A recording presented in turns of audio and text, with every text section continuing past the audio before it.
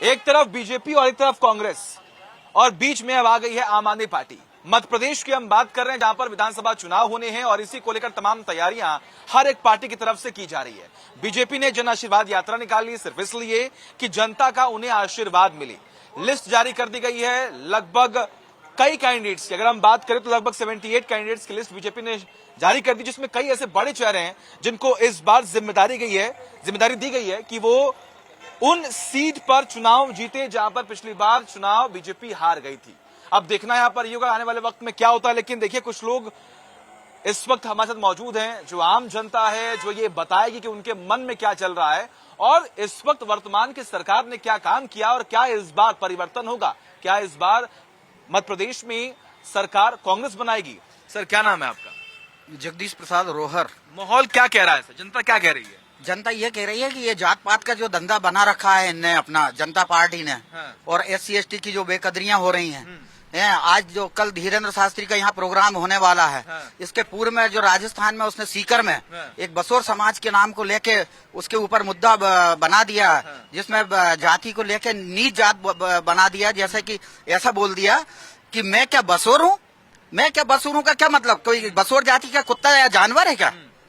लेकिन बीजेपी तो कहते हैं कि हम ही अल्पसंख्यक और आदिवासियों के सबसे ज्यादा हित में सोचते हैं। ये मामा जी का सिर्फ मामा मामा कहने का एक ढोंग है, ढोंग दतूरे कर रहे हैं। फेल है मतलब इस बार? जी, मामा फेल हो गए इस बार। मामा बिल्कुल तो पहले ही फेल हो गया था, तो इन्हें दूसरे। हाँ बताइए, क्या बोल रहे हैं आप? मामा 100% पास। क्यों?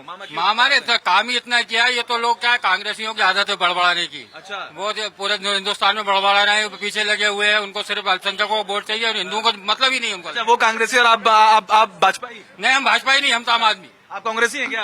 मैं भी कांग्रेसी नहीं हूँ, लेकिन मैं आम पब्लिक है। आम पब्लिक हूँ। लेकिन मैं ये जानता हूँ अच्छी तरह कि जो मामा मामा और ये कार्रवाई और वो कार्रवाई हो रही है, ये सब दिखावा है और छल है।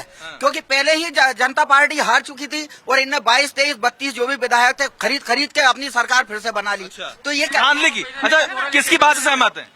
मैं अंकल जी की बात से सहमत हूँ कि क्यों? बीजेपी करनी और कथनी में अंतर है। अच्छा। और बीजेपी पिछली बार चुनाव हार गई थी, ये जनता को मालूम हो गया है कि ये भेद प्रयोग करके सरकार बनाई है। ऐसा अब 2023 में नहीं। जनता बेवकूफ नहीं है, जनता जानती है कि भैया क्या करना है, किसको वोट देना है। क्या नाम है भैया आपका? अमित चौहान। ये कह रहे हैं, बताइए, बीजेपी जो है वो कुछ काम नहीं किया है, कोई कह रहा है कि नहीं बीजेपी ने काम किया है। अरे बीजेपी ने भरपूर रोजगार दिए हैं। क्या रोजगार दिया? अरे सब तो दिए हैं, क्या नहीं दिया बताइए आप।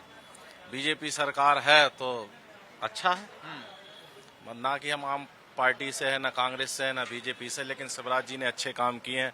लाडली बहना योजना इनकी महिलाओं के लिए काम महिलाओं के लिए काम किया है, भांजों के लिए काम किया है, भांजियों के लिए काम किया है और अच्छा काम कर रहे हैं। अच्छा सर बताइए, ये तो नाराज है बीजेपी सरकार से। क्यों? कह रहे हैं कि नहीं, उन्होंने कुछ भी नहीं किया है, न रोजगार दिया, न महिलाओं के लिए काम किया है, न आदिवासियों के लिए काम किया है, न अल्पसंख्यक के लिए काम किया है। ऐसा है, गांव में एक कहावत है कि चलनी का बोले जो उन्हें की 36 छेद। अच्छा।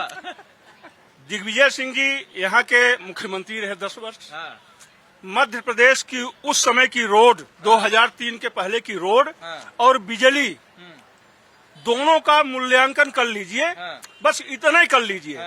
आज के मध्य प्रदेश की रोड और बिजली और 2003 के पहले और 93 के बीच की, मतलब जो किया बीजेपी ने किया है। बिल्कुल बीजेपी विकास किया तो बीजेपी ने कहा। अंकल इधर आइए, आप तो बहुत गुस्सा है, वो कह रहा है कि नहीं बीजेपी नहीं काम किया। बस कोई बीजेपी ने नहीं किया, ये सब पहले से ही जो बनी हुई थी, सब पॉलिसियां पहले की हैं। उन्हें डेवलप करने में, और इनने रखा क्या है, जो भी इनकम टैक्स पे है। आज मैं इनकम टैक्स पे हूँ, 20,000 रूपये का इनकम टैक्स पे करता हूँ मैं। गवर्नमेंट कमा भी तो रहे हैं। कहाँ कमा रहे हैं? नहीं कमा रहे हैं। कहाँ कमा रहे हैं बताइए? बड़ी होगी ना आपकी। जो सैलरी है, सैलरी कहाँ? रिटायर लोगों के लिए हम पर्सन है, हम जो इनकम टैक्स पे कर रहे हैं, क्या वो भुगतान कर रहे हैं वैसा? अच्छा। जो हम लोगों को चाहिए, जो सीनियर सिटीजन को चाहिए, वो दिया उनने क्या?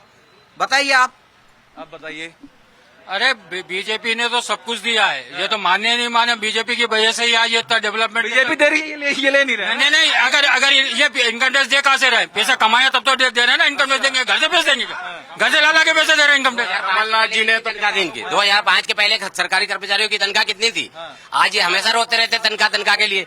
बाकी प्राइवेट सेक्टर कमा के देता है, टैक्स देता है सब, उसके बाद भी सरकारी कर्मचारी कभी संतुष्ट नहीं होता।